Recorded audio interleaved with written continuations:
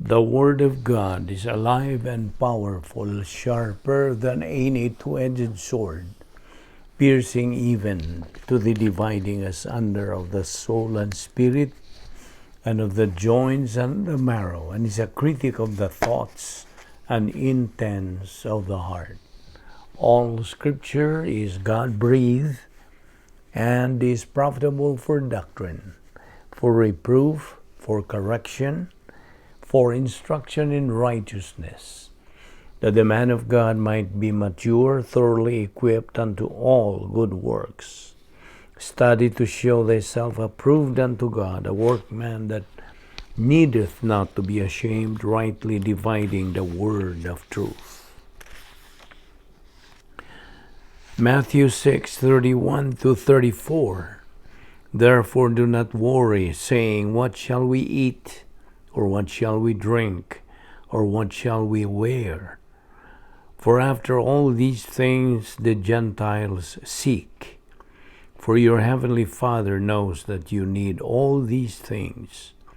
But seek first the kingdom of God and his righteousness, and all these things shall be added to you. Therefore do not worry about tomorrow, for tomorrow will worry about its own things. Sufficient for the day is its own trouble. Isaiah 26:3-4. You will keep him in perfect peace, whose mind is stayed on you, because he trusts in you. Trust in the Lord forever, for in you the Lord is everlasting strength. Hebrews 13:5-6. Let your conduct be without covetousness. Be content with such things as you have. For he himself has said, I will never leave you, nor forsake you. So we may boldly say, The Lord is my helper, I will not fear. What can man do to me? 1 Corinthians 9:27. But I discipline my body and bring it into subjection, lest when I have preached to others, I myself should become disqualified. Romans 8:6. To be carnally minded is death, but to be spiritually minded is life and peace.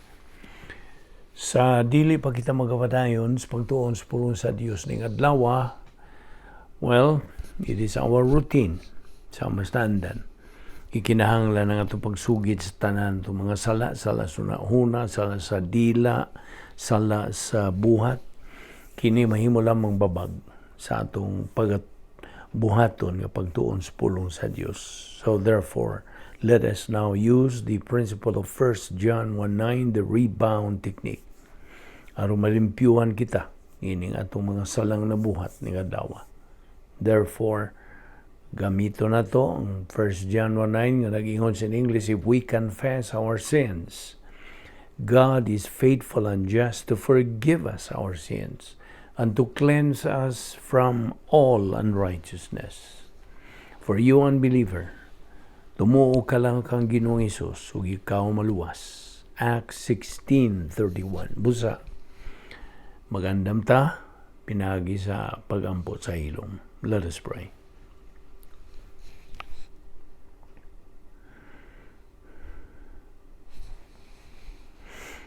Ama namong langit no, nagapasalamat kami kanimo nining lain sa mga higayon nga kami padayon sa pagpakigambitay kanimo sa imong mga pulong. Pinagis pagtuon ning imong mga kamatuoran. Pinagis pagtudlo kanamo sa balang Espiritu Santo. Wala kami mahimo sa among kaugalingon kung wala ang pagtudlo kanamo sa balang Espiritu Santo. Salamat niining adlaw sa among pagpadayon sa pagtuon sa imong kamatuoran. Naot nga kini mahimong panalangin sa among kinabuhi. Kining tanan among ipasalamatan sa ngalan ni Ginoong Hesukristo. Amen. Umayong adlaw sa tanan natong mga subscribers, sa atong mga higala, mga suki na ni atong ministry, atong mga igsuon diyan ni Kristo. our fellow believers, welcome kaninyong tanan. Abi-abi ka mo, labi na kaninyong mga bag-o pa. Nga mo'y pagsuway ninyo sa pagpaminaw. So, inaot nga ang balang Espiritu Santo magalamdag kaninyo. Okay. Niya pa kita magadupot sa atong tunanan, the Great Power Experiment. Okay? Karon, padayon kita. Sa atong gihisgutan last time nga nag-uban kita nga the only way to glorify God is to become invisible heroes. Now I am addressing this to our fellow believers, church age believers. Kay kita gimanduan sa pagkat-on sa protokol nga plano sa Dios. Mao ni atong ginabuhat adlaw-adlaw. Pagkatuon, pagtuon, pagtuo o paggamit. To study Bible doctrine, learn the plan of God, how to reach spiritual maturity. Kaya mo man kini ang atong main objective ingon nga mga anak sa Dios. Nining ikaduhang bahin sa plano sa Dios. To reach or to attain spiritual maturity. Now, of course, sa atong pagpadayon, sa atong spiritual momentum, painudaman kita kanunay, diya sa Hebreanon 11:6 nga, kung wa tay pagtuo, imposible sa pagpahimuot sa Dios. Without faith, it is impossible to please God. So, how does a believer glorify God? By fulfilling the protocol plan of God. Sulod diyang operational divine dynasphere, executing the spiritual life and reach spiritual maturity nga gitawag otherwise og pleroma stage, the capacity stage. Capacity na nakikatakos sa pagkinabuhi, katakos sa paghigugma, katakos sa pagdawat sa mga panalangin. You see, sama sa gisulti ni Apostol Pablo, nga ni kanatong mga magtutuo nga, gipasidanan kita sa pulong sa Dios nga, sa atong pagtubo sa pulong sa Dios, makabot na to kanang ang gitawag og nanate pagkakuntinto. You see, contentment is a virtue, of course, and we cannot reach that virtue. We cannot experience that virtue apart from the study of the Word of God. So, mo ni atong ginabuhat na adlaw that there should be balance of residency, Bible doctrine, o ang pagpuno sa Espiritu Santo kanato. So, iti man katong atong slogan sa atong ministry. Operation SLBA, Study, Learn, Believe, Apply. Ayun, na nagkalimti, I hope na nasilsil na gina. It's already inculcated diya sa imong panumduman. Now, of course, nagbalik-balik malagi ning atong mga paghisgot sa mga puntos doktrina kay mao man kini ang atong kanang paagi sa inculcation method sa atong pagtuon sa pulong sa Dios. Inculcation, sinilsilay. So the protocol plan of God, balik ta, kanang describe kini, gihulagway kini as a right thing done in a right way. Gusto? Okay, so that is how we describe the protocol plan of God, a right thing done in a right way.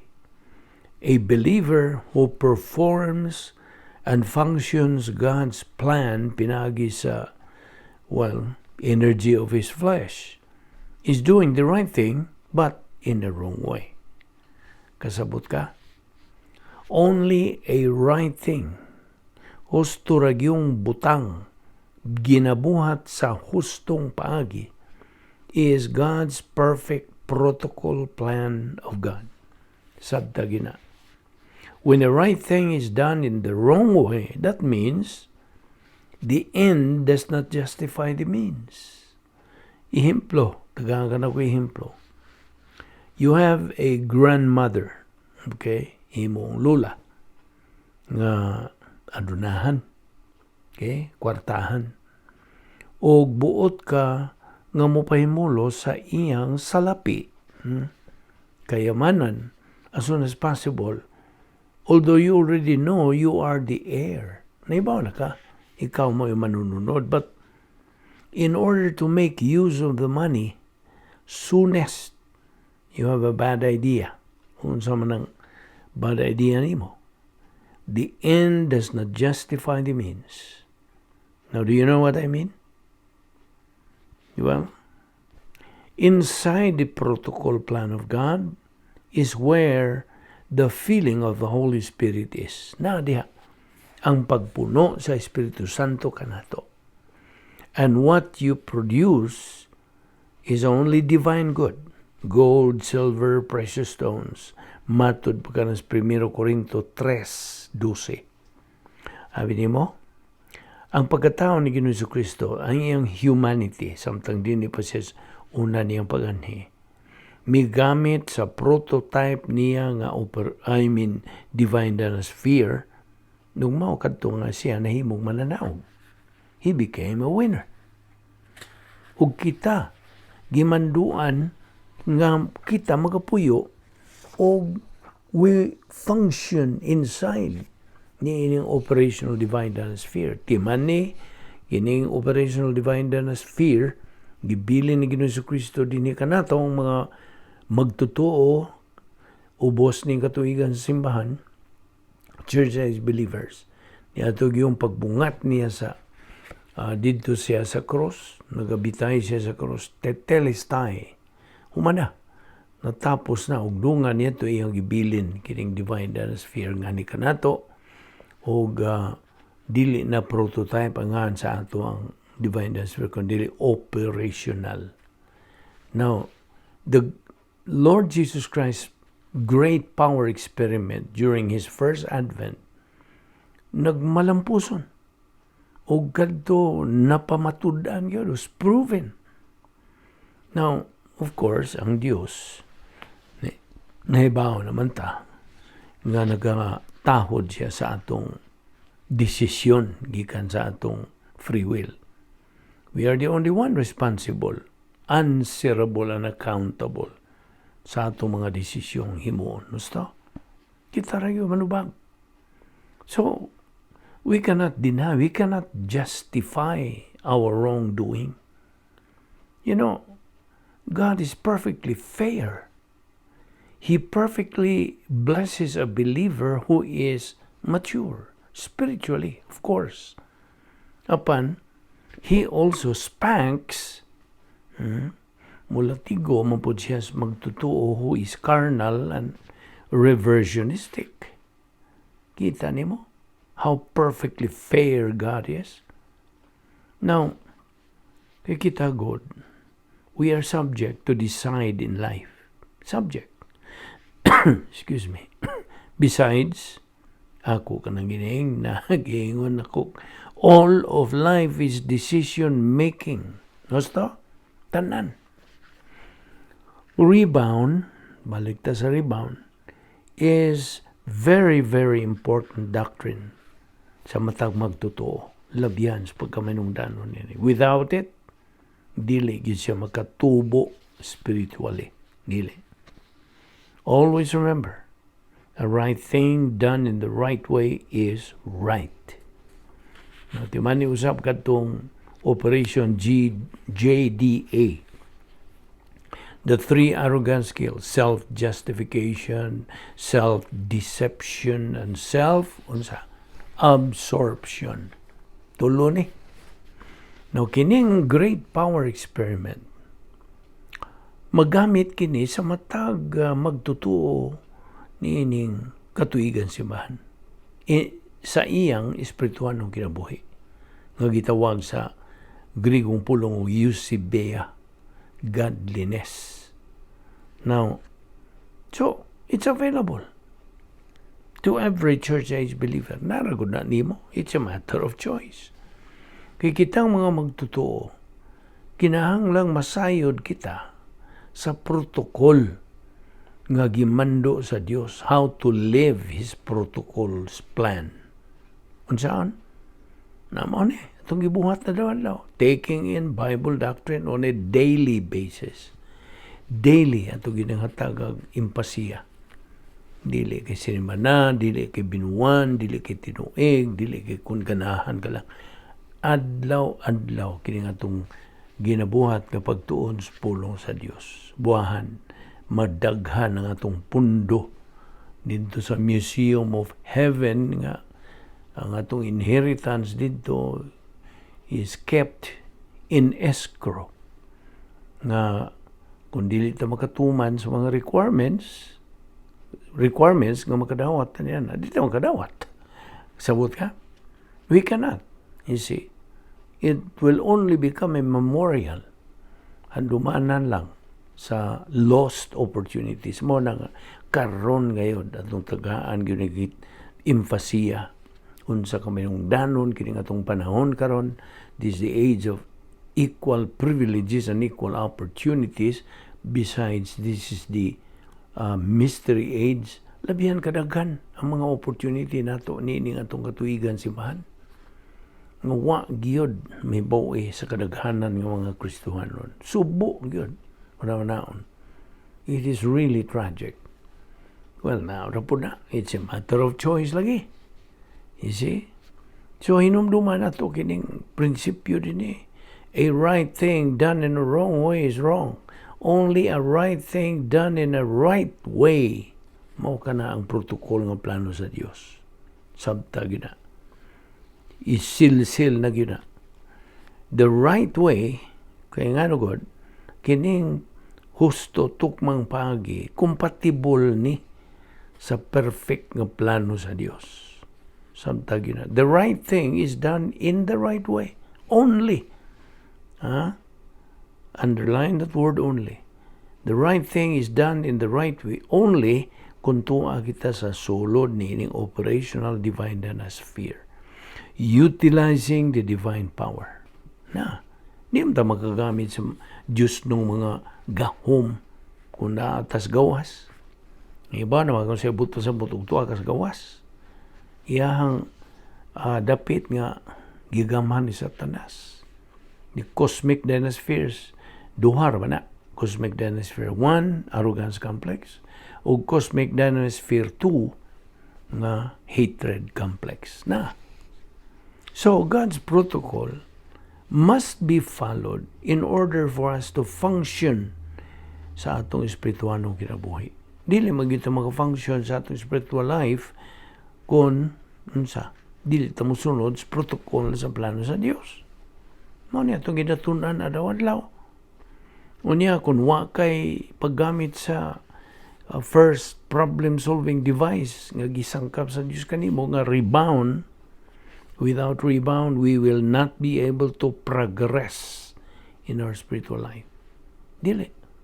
Di gitang kasibog. Not an inch in our spiritual life.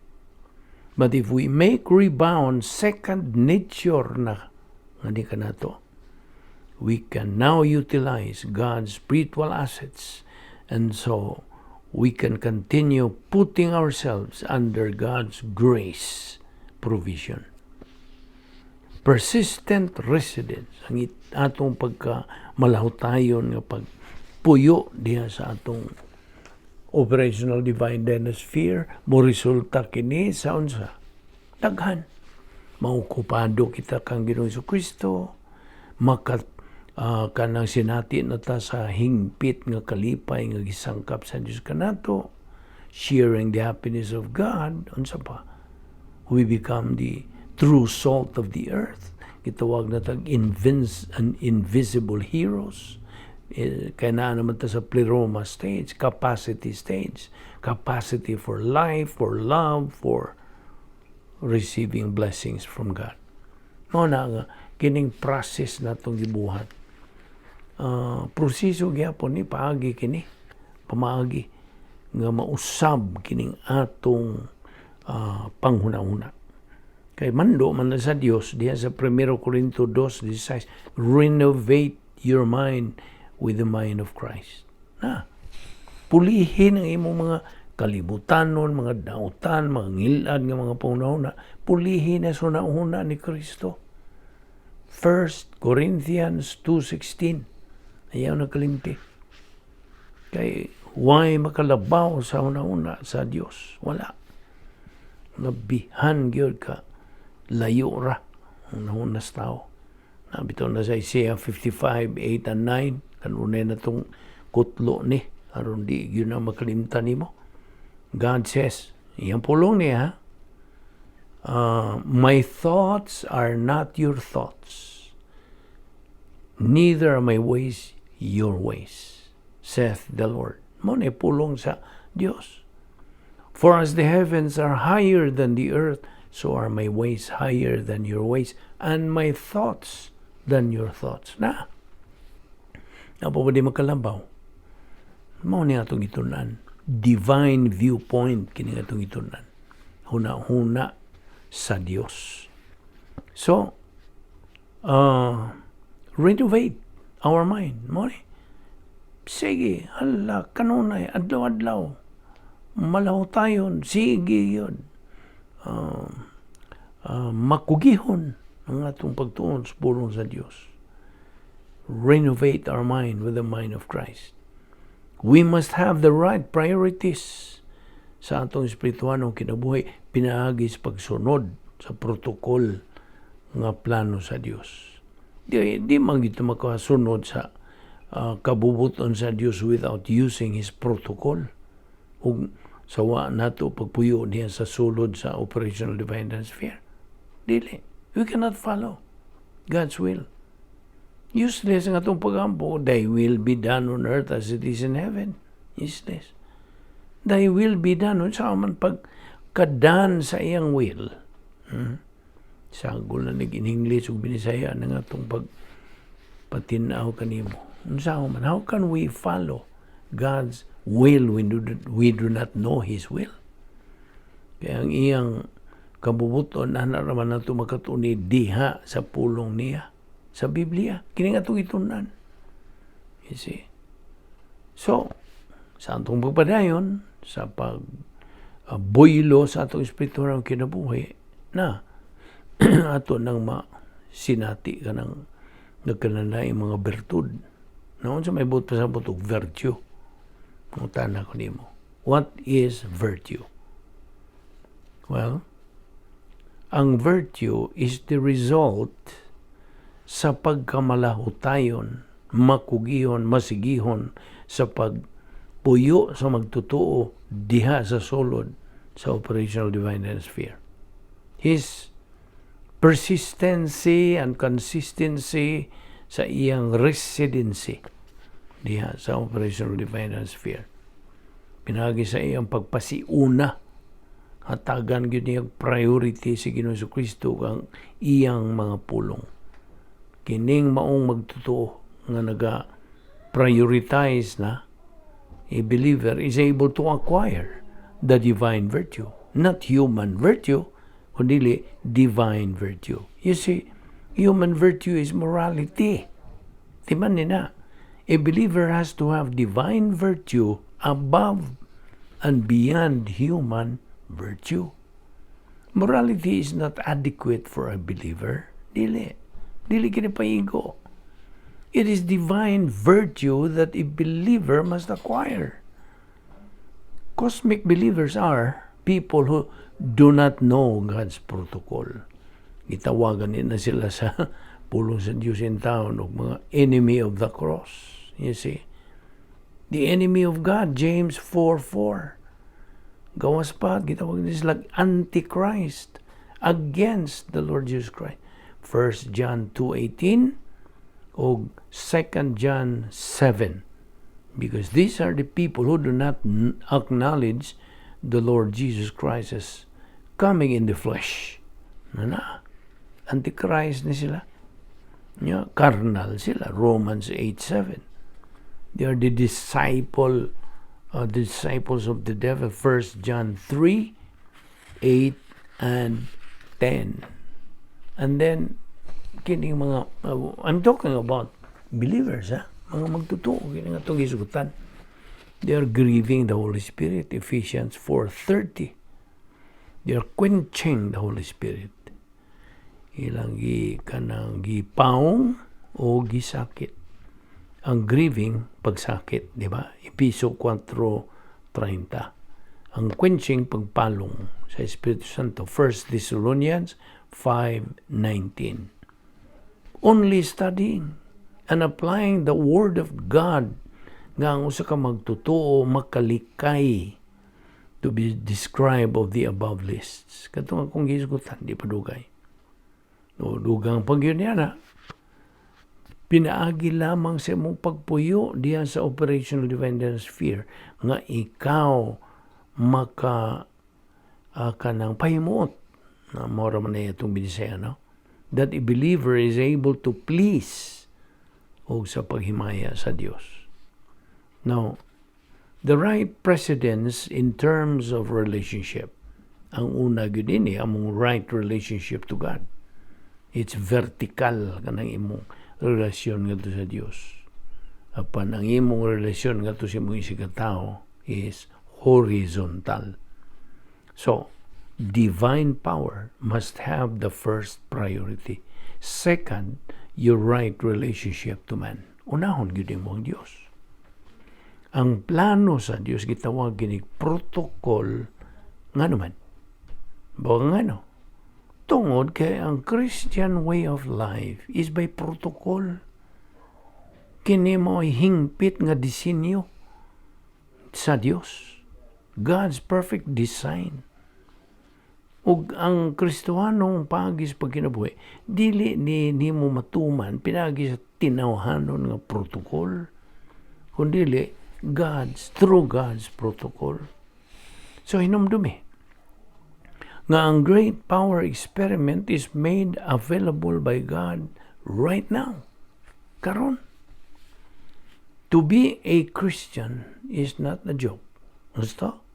Dili man. Dua-dua ang pagkristohanon. Being a Christian, bears a tremendous responsibility. Labihas kabugat, ba? Ang Kristohanon gitawag og pinili and predestined. When it comes to prayer, we shouldn't say, dili ang ngayon tanga. Why is it that I have not been given by God what I ask from Him? Ano nga man ihatag ni sa Diyos nga kung sige gampo. When it says, whatever you ask in my name, it shall be given thee. Nga naman. Now, unsa may mong ikatubang nini? Oops, may I ask you? Mangutan na sa mo. Did you follow God's protocol when it comes to the doctrine of prayer? You see? Narabay protocol pod ngayon mong sundon so you can receive whatever you ask in His name. Hinumdumi nga ang pagampo wala ba na malakips lista sa God's 10 problem-solving devices? Nagkadiparar ka ba? Prayer is not a problem-solving device. So many believers, nabihans kadagang mga magtuto, gyud sila alamag on the protocol of God about prayer. I'm sorry to tell you, so many believers have no clue. Now, get this. Kining great power experiment, gikan kini sa Godhead. God the Father, God the Son, God the Holy Spirit. Di man nilang huna-huna lang ng pribilehiyo. Just imagine that privilege. It comes from them. Bear in mind that you have been born again at the point of salvation, and you became a recipient of how many things? 40 things. Kapatan ka mga butang, God's power. It's all inside. Sige, tawag na to portfolio of invisible assets. Na diya sa sulod. Sa portfolio of invisible assets. Now, portfolio of invisible assets. Nenom ka? Ako man ang isgutan ba?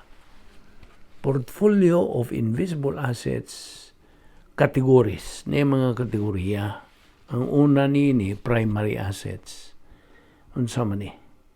Now, kining primary assets, gidisenyo kini and administered by God the Father nga nagalakip niini ang computer assets o escrow assets. Now, the escrow had been prepared by God the Father in eternity past.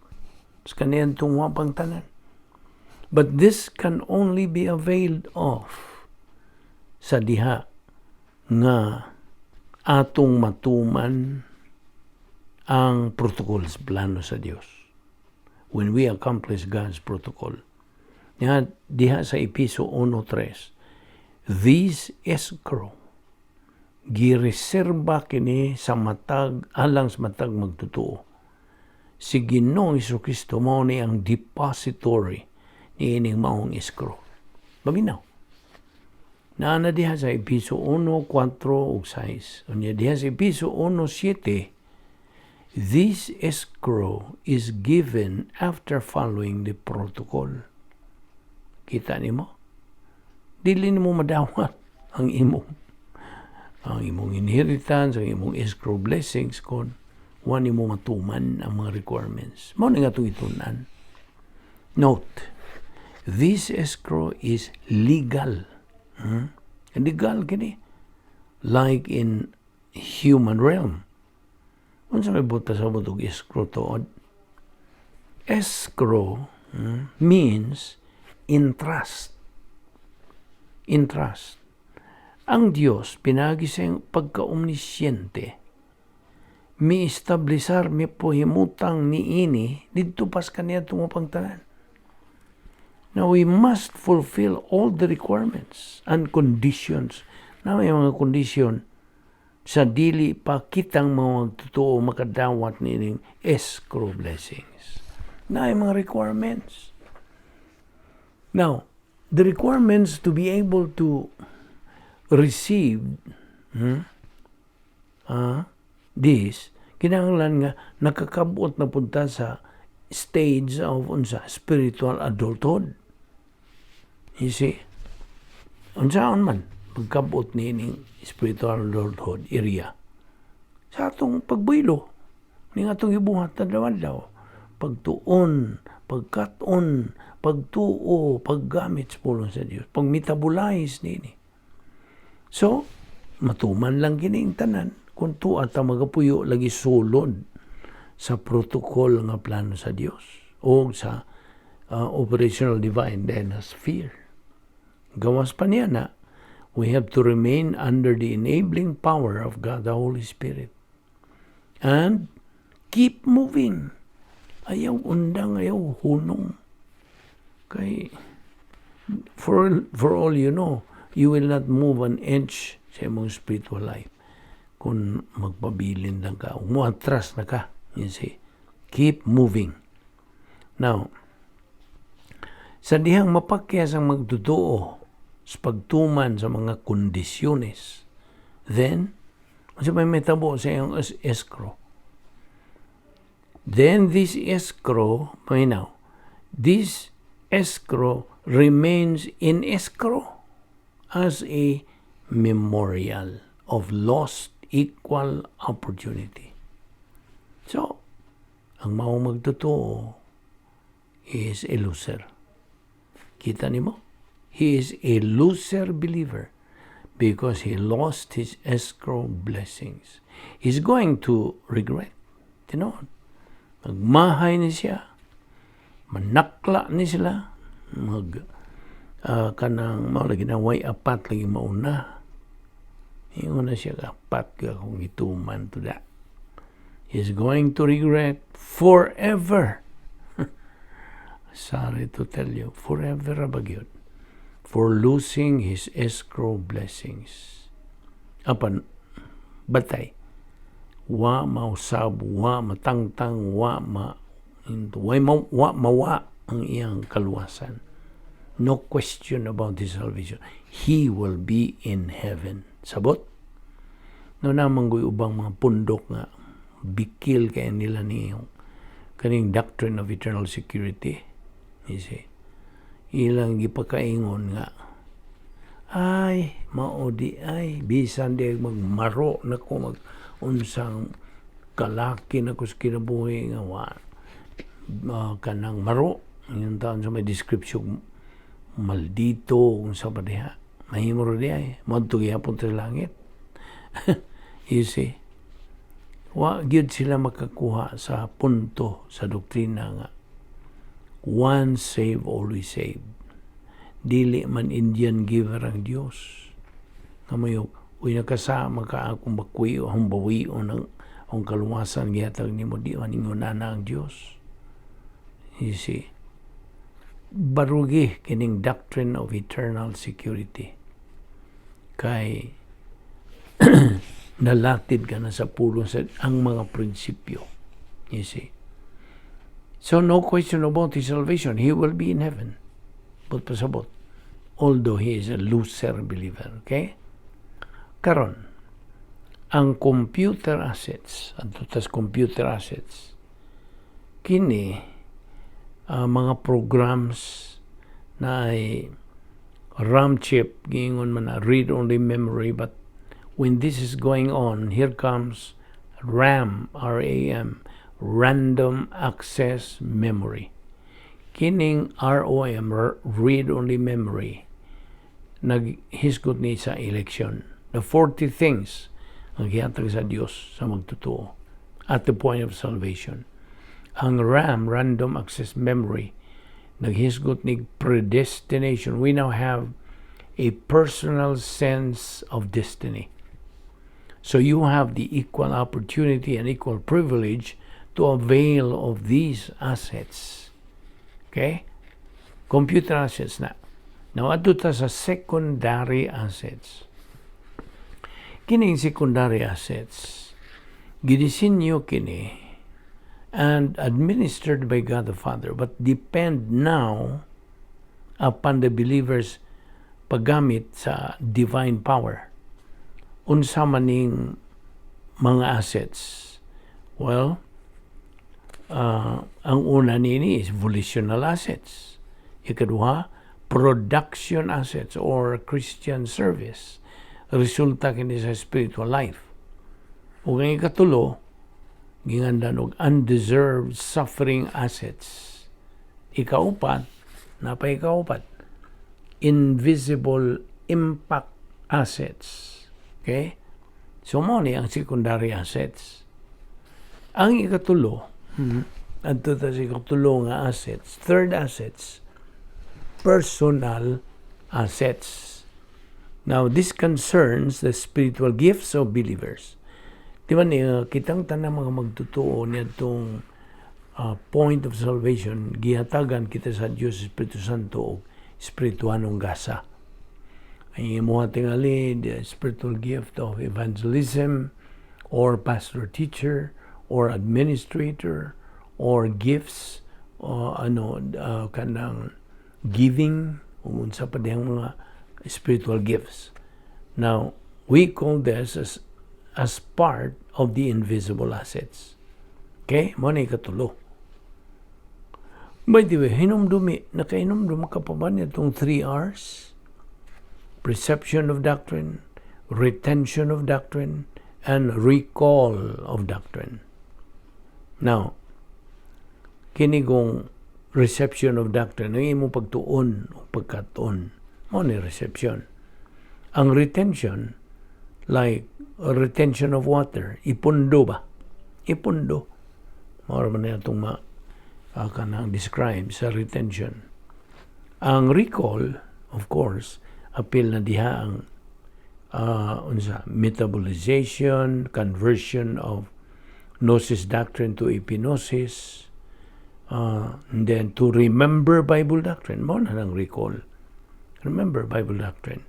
And application of metabolized Bible doctrine to experience. Naipangutana. Kanus aman kining maong mga assets be made available to us. Kano sa? Naraban naghisgutan sa Episo 1:19-20. Now, what is the exceeding greatness of all these assets?